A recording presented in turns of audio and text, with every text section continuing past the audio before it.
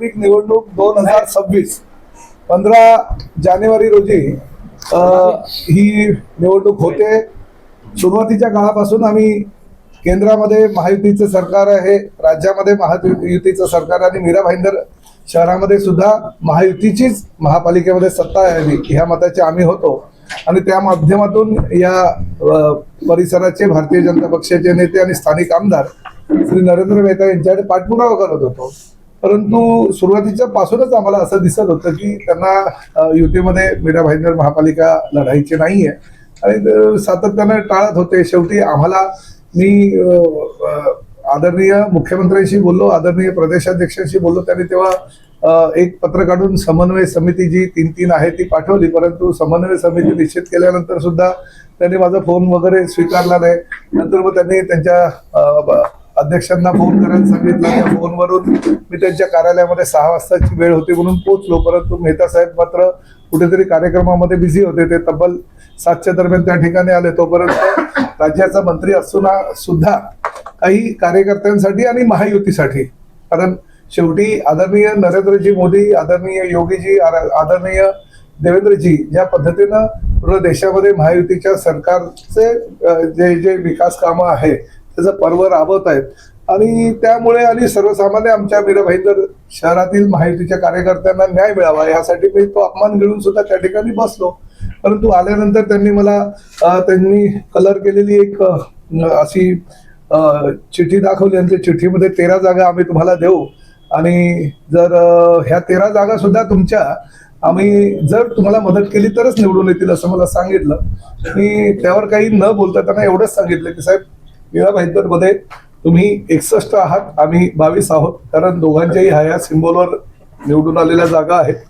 त्याच पद्धतीनं ठाणे महापालिकेमध्ये आम्ही 82 आहोत आणि तुम्ही 24 आहात. तर ठाण्याला जशी युती होईल तशी युती मीरा भाईंदरला करा असा प्रस्ताव मी ठेवला.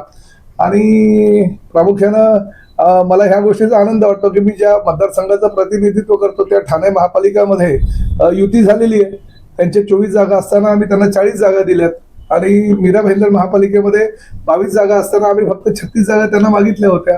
तर त्या न देता उलट त्यांनी आम्हाला त्या संदर्भात काही उत्तरही दिलं नाही. त्यामुळे त्यांना सत्ता जी एकत्रितपणे महायुतीच्या माध्यमातून येऊ शकली असती मीरा भाईंदर महापालिकेमध्ये ती त्यांना नको होतं. त्यांना काहीतरी स्वतःचा आत्मविश्वास त्यांचा एवढा दांडगा आहे की नाही, मलाच सर्व काही जागा मिळाल्या पाहिजे. आणि कधी कधी आत्मविश्वास जो जास्त असतो तो त्यांना कल्पना आहे की 2019ला सर्वसामान्य जनतेने त्यांना धडा शिकवला होता. परंतु तरी सुद्धा आता त्यांना त्या पद्धतीत जाणीव नसल्या कारणानं एक अहमपणा, घमेंडी वृत्ती अशी जी त्यांची आहे, त्यामुळे त्यांनी मला एकही फोन न करता महायुतीच्या बाबतीत काही निर्णय दिला नाही. शेवटी काल रात्रीपर्यंत काही निर्णय आला नाही, कारण 24 तासाचा अल्टिमेटम दिला होता आपल्या समोर. त्यामुळे आम्ही आमच्या सर्व 81 जे आमचे उमेदवार आहेत त्या 81 उमेदवारांना एबी फॉर्म दिले. 81 आणि प्रामुख्याने आमचे सर्व ज्या जागा आहेत अतिशय चांगले कार्यक्षम बलवान उमेदवार आहेत आणि त्यांनी जी यादी प्रदर्शित केलेली आहे त्या यादीमध्ये उत्तर भारतीयांना एवढे दिले, राजस्थानींना एवढे दिले, गुजरातींना एवढे दिले, साऊथ इंडियनना एवढे दिले. म्हणजे मला कळत नाही, मी मात्र भारतीय 81 उमेदवारांना उमेदवारी दिलेली आहे. कारण मी जातीपातीचं राजकारण ह्या मीरा भाईंदरमध्ये कोणी जर करत असेल तर त्याचा निषेध करतो. मी एवढ्या मुस्लिमांना दिले, मी एवढ्या गुजराती समाजाला दिल्या, मी एवढ्या राजस्थानी समाजाला दिल्या, मी एवढ्या दक्षिण भारतीय समाजाला दिल्या. हे समाजाचं म्हणजे एक समाजाला एक दुसऱ्यांपासून जे विखुरण्याचं काम हे भारतीय जनता पक्षाचे स्थानिक नेते जे करतात त्याचा मी निषेध व्यक्त करतो. कारण त्यांनी त्यांची यादी प्रदर्शित केली त्या यादीमध्ये प्रत्येक देशातल्या समाजाला वेगवेगळं करण्याचा त्यांनी प्रयत्न केला की मी 14 जणांना दिलं. अरे आम्ही पण सांगू शकतो ना, तुम्ही 14 उत्तर भारतीयांना दिली तर आम्ही 15 उत्तर भारतीयांना दिली. तर आम्हाला तसं सांगायचं नाहीये. तुम्ही असं सांगताय की आम्ही 4-5 राजस्थानींना दिली, अरे आम्ही 8 राजस्थानांना दिली, त्यामुळे तसं सांगायचं नाहीये. अशा पद्धतीनं मराठी वेगळं करणं, आगरी वेगळं करणं, मुस्लिम वेगळं करणं आणि त्याचबरोबर गुजराती, बंगाली, जे देशातील हे सगळे जे समाज आहेत त्याला एक करण्याचं काम आदरणीय नरेंद्र मोदी करतायत. आदरणीय देवेंद्रजी करतायत हे समाजामध्ये दुफळी आणण्याचं काम भारतीय जनता पक्षाचे मीरा भाईंदरचे नेतृत्व करत हे दुर्दैव आहे. त्यामुळे मी मात्र शिवसेनेच्या 81 भारतीय उमेदवारांना उमेदवारी दिलेली आहे. सर या अपमानाचा बदला तुम्ही कसा घेणार? अबकी बार 50 पार. मित्र पक्षांना किती जागा सोडल्या? फक्त शिवसेना आहे, शिवसेना आहे आणि आमच्या सोबत आंबेडकर सगळ्यांची जी संघटना आहे त्या संघटनेचे म्हणजे आमच्याकडे जे एससी कॅन्डिडेट आहेत त्यांनीच आम्हाला दिलेले आहेत. ते एससी कॅन्डिडेट 3च्या 3 त्या रिपब्लिकन पार्टीच्या. आताच नरेंद्र मेहता यांनी जाहीर केलं की आम्ही मैत्रीपूर्ण लढणार आहे आणि आता तुम्ही असं जाहीर बिलकुल मैत्रीपूर्ण नाही. त्याला मैत्रीपूर्ण वगैरे काही म्हणत नाही. मैत्रीपूर्ण लढायचं होतं तर एकत्रितपणे महायुतीचा हातात हात घालून तुम्हाला करायचं होतं आणि मैत्रीपूर्ण लढणार. 24 तास नंतर तुम्ही त्यांना परत फोन केलं होतं. ते फोन म्हणजे सारखी चर्चा सुद्धा चालू होती. ते फोन उचलत नाही कोणाचं, त्याला आम्ही काय करणार? त्यांना घमंड आहे. परंतु ज्या पद्धतीने त्यांची घमेंड 2019ला सर्वसामान्य मतदारांनी उतरवली तीच आज आलेली घमेंड 2026 15 जानेवारी रोजी लोक उतरवतील आणि 16 तारखेला शिवसेनेचा महापौर हा मीरा भाईंदर महानगरपालिकेवर बसेल. सर असं वाटत नाही का तुम्हाला असं वाटत नाही का मेहताची इच्छा नव्हती ते युती करायची, तशीच इच्छा वरिष्ठ स्तरावरून प्रदेश अध्यक्ष रवींद्र चव्हाण आणि सीएम ची नव्हती? त्यांची इच्छा पूर्ण होती. बघा त्यांची इच्छा होती म्हणून मुख्यमंत्र्यांनी मला रिप्लाय दिला.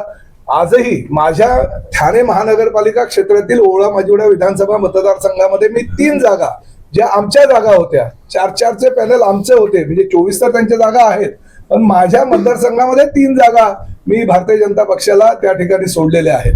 त्यामुळे असं नाहीये आम्ही युतीसाठी आम्ही सुद्धा काही छातीवर दगड ठेवून आम्ही युती व्हावी यासाठी जर एका भागामध्ये प्रयत्न करत असू तर दुसऱ्या भागामध्ये त्यांनी सुद्धा तसा प्रयत्न करायला पाहिजे. आणि काय जात आहे तुमच्या ताटातला आम्ही मागतोय का? आमच्या हक्काचा आम्ही मागतोय. तुमचा हक्क आहे, अधिकार आहे महायुतीमध्ये. त्यामुळे आमच्या हक्काचा जर आम्हाला मागितल्यानंतर सुद्धा आमचा अपमान होत असेल, अवहेलना होत असेल तर शिवसेना सुद्धा शिवसेना आहे आणि आम्ही दाखवून देऊ 15 तारखेला आम्ही काय आहोत. साहब जो भारतीय जनता पार्टी ने करीबन 21-22 अपने सिटिंग नगर टिकट काटा है तो कुछ लोग क्या टिकट की देखिए देखिए जो कार्यक्षम है उनको मैंने टिकट दिया मगर एक बात उतनी ही तय है कि शिवसेना पहले से सामर्थ्यवान थी, पहले आज भी है और कल भी रहेगी. मैं आपको एग्जाम्पल एक बोलता हूं कि 2019 में भारतीय जनता पार्टी के कमल निशानी पे नरेंद्र मेहता जी खड़े हुए. उन्हें 35 से 40 हजार वोटों से एक अपक्ष उम्मीदवार के माध्यम से पराजित किया गीता जैन ने. आज 2000 और उसी वक्त मैं उनके बाजू में धनुष्यबाण के निशानी पे 83,000 मार्जिन से जीत के आता हूं. आज अगर 2024 की आप बात करेंगे नरेंद्र जी मेहता कुछ 65 हजार से जीत के आए मगर उनके बाजू में धनुष्यबाण के निशानी पे मैं 1,08,000 वोटों से जीत के आता हूं. यानी शिवसेना की ताकत उनसे ज्यादा है. ये दिखाया हमारे धनुष्यबाण ने दोनों इलेक्शन में. उनको अगर इतने वोट गिरते तो हमको इतने वोट गिरते और वो बोलते कि वो उनके ही वोट ज्यादा बढ़ गए. ये कैसे? सवाल ये है कि उन्होंने जिनके टिकट अपने नगर से वो काटे क्या उसमें से लोगों ने टिकट मांगा है? अरे भाई हमारे देखिए हमारी यादी तय थी, हमारी यादी हो गई थी. हम क्यों किसी के लेके जाएंगे भाई? आप संभालो, आपको आपका घर संभालने नहीं आता तो हम क्या करें उसको? सर अगर कुणाला सोडल्या तुम्ही? नाही मी पूर्ण माझे 81 उमेदवार दिलेले आहेत. त्यांनी सांगितलेलं आहे की 14 जागा ह्या उत्तर भारतीयांना दिल्या आहेत. माझं असं म्हणणं मी भारतीयांना दिलेलं आहे.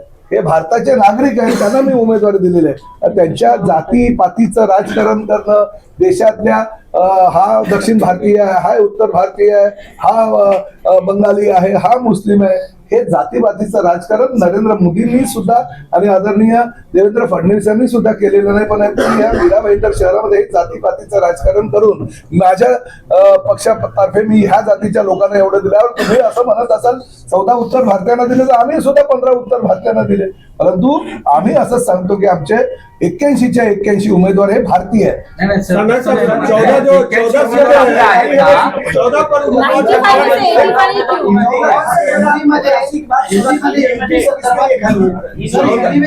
क्यों? चौदह उम्मीदवार जो खड़ा नहीं किए आप 14 सीटों पर आप जो उम्मीदवार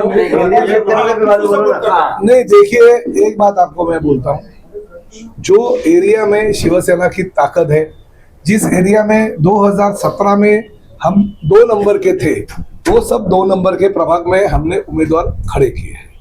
जो प्रभाग में हमारे कार्यकर्ताओं का, हमारे उम्मीदवारों का डिपॉजिट जब्त हो गया, जिसमें हम चौथे 5वें नंबर पे है, वहां पे अगर खाली फुकट वो आंकड़ा बढ़ाने के लिए 95 करने के लिए अगर मैं लिस्ट बढ़ाने के लिए उम्मीदवार बढ़ाऊं और वो अगर डिपॉजिट मेरे उम्मीदवारों का जब्त हो जाएगा तो ये अच्छा नहीं होगा. कौन प्रभाग है? नहीं, प्रभाग क्रमांक 21 है, प्रभाग क्रमांक 22 है, प्रभाग क्रमांक 9 है, ऐसे कुछ प्रभाग क्रमांक 8 में हमने 2 ही उम्मीदवार दिए हैं.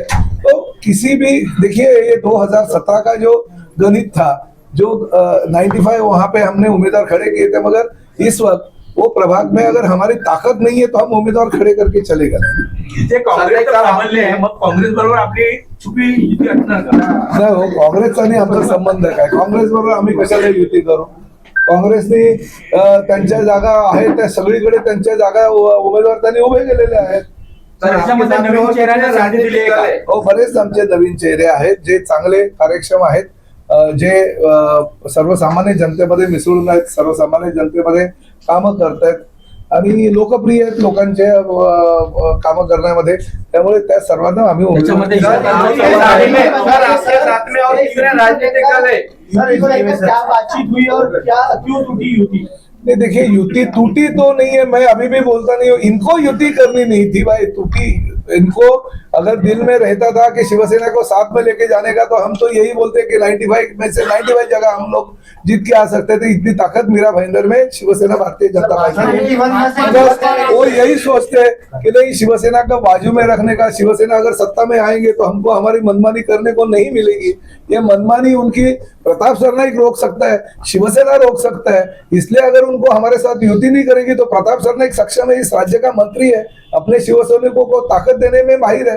हम मीरा भाईंदर शहर में हम ये नहीं बोलते कि हम 81 में से 81 लेके आएगा, मगर एक बात जरूर है, प्रताप सरनाईक 81 सीट अगर लड़ सकता है तो 50 से ज्यादा सीट जिता के भी ले आ सकता है. ये प्रताप सरनाईक की ताकत है और हम दिखाएंगे. आपके साथ में और कौन से राजनीतिक दल जुड़े हैं इस चुनाव? हमारे साथ में सिर्फ और सिर्फ शिवसेना है.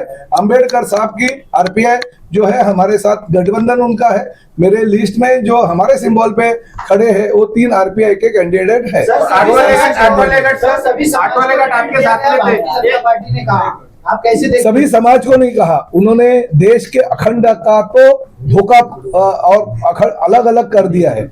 देश की अखंडता है और ये अखंडता को कायम रखने के लिए देश के पंतप्रधान नरेंद्र मोदी जी कोशिश कर रहे हैं. उन्होंने उनके लिस्ट में उत्तर भारतीयों को इतने सीट दिया, दक्षिण भारतीयों को इतने दिया, बंगाली को इतने दिया, हमने मराठी लोगों को एक दिया, वापिस महाराष्ट्र में आगरी लोगों को इतना दिया. ये समाज के अलग अलग घटक को एक करने का काम राज्य सरकार और केंद्र सरकार कर रही है. आदरणीय नरेंद्र जी मोदी, आदरणीय देवेंद्र जी कर रहे हैं और यहाँ के नेता नरेंद्र मोदी मेहता जी, ये हमारे भारत के विविध अंगों को अलग अलग करने की कोशिश की है. मुसलमानों को इतना दिया, हिंदुओं को इतना दिया. अरे भाई ये क्या है? ये क्या बंटवारा कर रही हो क्या देश का आप? हम जो भारतीय हमारे हैं, जो भारतीय नागरिक है, भारतीय मतदार यादी में जिसका नाम है, जो काम करने वाला कार्यकर्ता है, उसको 81 लोगों को हमने शिवसेना की धनुष्यबाण की उम्मीदवारी दे दी. चेहरे कितने हैं? बहुत युवा है, जो मैं भी युवा हूँ, आप भी युवा हो. आठवले गट से क्या आपका टाइप हुआ या वो उनको साथ में? आठवले गट के जो नेता है उनसे उनका कुछ जमा नहीं है. हर टाइम पे वो आठवले गट के लोगों को गुड लगाते हैं और आज भी उन्होंने, जब भी उनके नेता हमारे पास आते हैं और वही बोलते हैं कि वो हमेशा गुड लगाते हो, मगर आपका विश्वास आपके ऊपर है, हम आपके साथ रहेंगे. और मुझे पता है कि सच्चाई के साथ आठवले साहब हमेशा रहते हैं हमारे साथ. जो स्थानीय नेताजी है सब और आरपीआई के लोग हैं वो हमारे साथ रहेंगे। सर मीरा भाईंदरमध्ये तुमची लढाई कोणासोबत आहे सर? भाजपा बरोबरच है लड़ाई। आप 50 सीट जीतने का दावा कर रहे हैं कि 50 सीट से ज्यादा हम जीतेंगे, लेकिन नरेंद्र मेहता ने खुला चैलेंज दिया आपके जिला प्रमुख को हराने के लिए। आप अरे उनको कैसे अरे भाई जिला प्रमुख को हराने का उन्होंने खुला चैलेंज दिया, मगर मेरा बेटा हारेगा इसलिए उन्होंने बेटे को उम्मीदवारी नहीं दी। उनको मैंने चैलेंज दिया था कि अगर जिला प्रमुख को आप चैलेंज देते हो तो नरेंद्र मेहता ने अपने बेटे को खड़ा करना चाहिए, मैं उसको भी हराऊंगा, इसलिए उन्होंने डर के हमारे बेटे को कैंडिडेट नहीं बनाया। जिला प्रमुख ने कहा था। शिवसेना भाजप विरोधात महापालिकेला लढणार आहे की राज्यात पण लढणार आगामी काळात? नाही राज्यात आणि देशामध्ये आम्ही महायुती आहे आणि महायुतीसाठी मीच सांगितलं, आम्ही बघा मुंबईमध्ये युती झाली, कल्याण डोंबिवली युती झाली, ठाण्यामध्ये मी ज्या भागाचं नेतृत्व करतो अर्धा मतदारसंघ माझा मीरा भाईंदर आहे आणि अर्धा ठाणे आहे, ठाण्यामध्ये आम्ही युती केली, त्यांनी आमच्याकडे 45 जागा मागितल्या, आम्ही त्यांना 40 जागा दिल्या, माझ्या मतदारसंघामध्ये 3 जागा तर माझ्या पॅनलच्या त्यांना दिल्या ज्या धनुष्यबाणावर निवडून आल्या होत्या, आम्ही आमच्या लोकांना नाराज करून त्यांना जागा वाढवून दिल्या।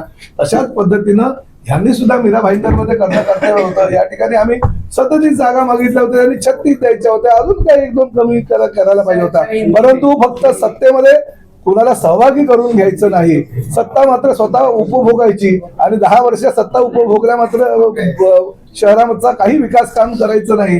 परंतु मी मात्र यांच्याकडे सत्ता नसताना 3 वर्षामध्ये जेवढी विकास कामं केली तेवढी अनेक वर्ष महापालिकेमध्ये सत्ता असताना सुद्धा त्यांनी त्यातलं 10% काम केलं। जो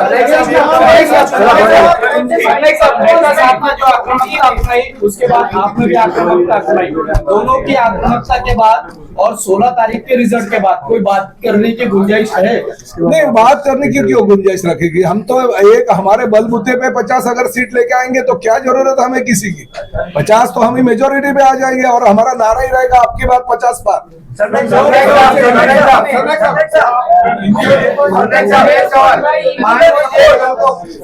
को जो भी रिजल्ट आता है और महापौर की अगर आंकड़ेवारी फिट करने के लिए आपको उनकी जरूरत पड़ती है तो क्या आप उनके साथ कोई जरूर नहीं पड़ेगी, हमें कुछ जरूर नहीं पड़ेगी।